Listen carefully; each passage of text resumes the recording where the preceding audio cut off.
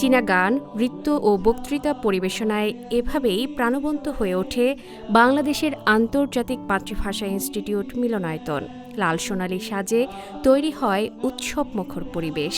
সেই আয়োজনে বাংলাদেশি শিক্ষার্থীদের অংশগ্রহণে অনুষ্ঠিত হয় ২৫তম চাইনিজ ব্রিজ চীনা ভাষা দক্ষতা প্রতিযোগিতার চূড়ান্ত পর্ব।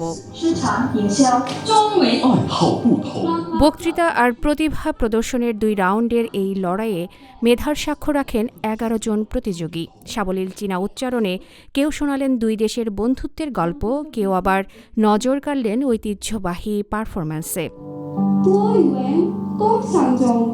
চীনের শিক্ষা মন্ত্রণালয়ের centre for language education and কোঅপারেশনের সহযোগিতায় ঢাকার চীনা দূতাবাস এই অনুষ্ঠানের আয়োজন করে। এবারে মূল আয়োজক হিসেবে দায়িত্ব পালন করে ঢাকা বিশ্ববিদ্যালয়ের কনফুসিয়াস ইনস্টিটিউট। এছাড়াও সহ আয়োজক হিসেবে যুক্ত ছিল আন্তর্জাতিক মাতৃভাষা ইনস্টিটিউট, নর্থ সাউথ বিশ্ববিদ্যালয়ের কনফুসিয়াস ইনস্টিটিউট এবং শান্ত মারিয়াম হংহ কনফুসিয়াস ক্লাসরুম। অনুষ্ঠানে প্রধান অতিথি হিসেবে উপস্থিত ছিলেন বাংলাদেশে নিযুক্ত চীনের রাষ্ট্রদূত ইয়াও ওয়েন। বিশেষ অতিথি হিসেবে আরও উপস্থিত ছিলেন আন্তর্জাতিক মাতৃভাষা ইনস্টিটিউটের পরিচালক অধ্যাপক ডক্টর মোহাম্মদ আসাদুজ্জামান এবং চীনা দূতাবাসের কালচারাল কাউন্সিলর লি শাওফেং। এছাড়াও বিভিন্ন কনফুসিয়াস ইনস্টিটিউটের শিক্ষক ও শিক্ষার্থীরা এই আয়োজনে অংশ নেন। প্রতিযোগিতার শেষে আসে সেই মাহেন্দ্রক্ষণ। হাড্ডাহাড্ডি লড়াই শেষে বিচারকদের রায়ে ২৫তম আসরের শিরোপা জিতে নেন তাসমিয়া রহমান। প্রথম রানার আপের গৌরব অর্জন করেন আমিনাতুন তায়েবা এবং দ্বিতীয় রানার আপ হন আদুন রেজওয়ান নাইম।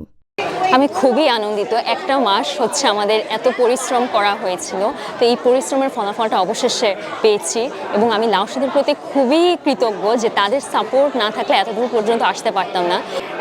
ভালোই লাগছে, কিন্তু একটু খারাপ লাগছে যে আমার এবং চ্যাম্পিয়নের মার্কসের পার্থক্য 0.2, এটা একটু খারাপ লেগেছে, বাট ওভারঅল ওকে।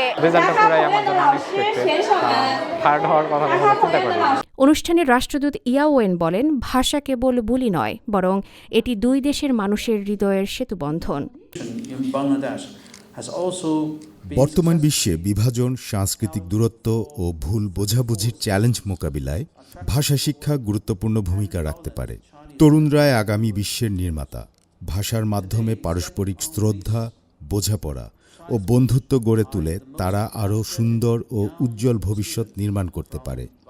বর্তমানে বিশ্বের ১৮০টিরও বেশি দেশে চীনা ভাষা শিক্ষা কার্যক্রম চালু রয়েছে এবং ৮০টিরও বেশি দেশ তাদের জাতীয় শিক্ষাক্রমে চীনা ভাষাকে অন্তর্ভুক্ত করেছে। বিশ্বজুড়ে প্রায় ২০ কোটি মানুষ চীনা ভাষা শিখছেন বা ব্যবহার করছেন, যাদের বড় একটি অংশ তরুণ প্রজন্ম। আজকের প্রতিযোগীরা শুধু বিজয়ের জন্য প্রতিদ্বন্দ্বিতা করছে না, তারা ২ দেশের মধ্যে ভাষা, সংস্কৃতি ও বন্ধুত্বের এক শক্তিশালী সেতুবন্ধন গড়ে তুলছে। সাংস্কৃতিক বিনিময়ের এই গুরুত্ব উঠে আসে আন্তর্জাতিক মাতৃভাষা ইনস্টিটিউটের পরিচালক অধ্যাপক ডক্টর মোহাম্মদ আসাদুজ্জামানের বক্তৃতায়ও। ভাষা ও সাংস্কৃতিক বিনিময়ের মাধ্যমে বাংলাদেশ ও চীনের দীর্ঘদিনের পারস্পরিক শ্রদ্ধা ও সহযোগিতার সম্পর্ক ভবিষ্যতে আরও শক্তিশালী হবে।